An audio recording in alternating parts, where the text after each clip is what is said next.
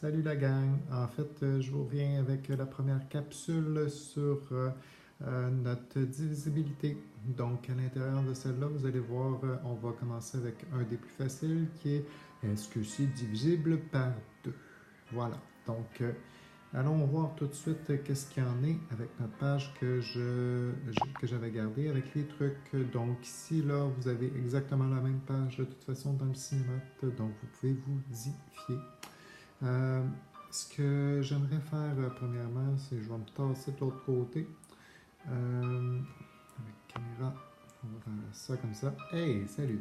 Donc, on s'en va directement avec notre tableau blanc. En faisant ça comme ça, comme ça. Je vais m'envoyer en bas. Hop, là, je me perds un petit peu. C'est dans la caméra. On va là, puis... non, attends. Comme ça. Voilà, c'est ça.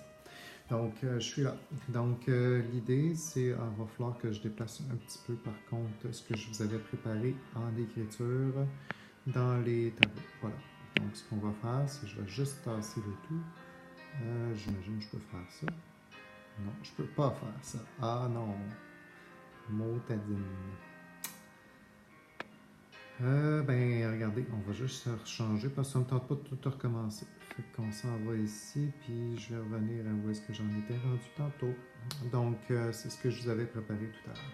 Donc, divisibilité par 2, on se pose la question, est-ce que ça se divise par 2? La réponse est oui, si c'est un nombre pair. Pour se rappeler, c'est quoi un nombre pair? C'est simple, tu te poses la question aux unités, donc ce que je t'ai souligné.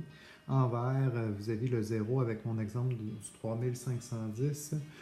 Puisque c'est 0, ça veut dire que, aux unités, ça veut dire que je suis capable de diviser par 2. C'est automatiquement comme ça. Mais ça va être la même chose avec le 0, le 2, le 4, le 6 ou le 8 lorsqu'il est à la position. Puis là, c'est important de bien comprendre ce qu'il y en est quand on dit à la position des unités, pas autre chose.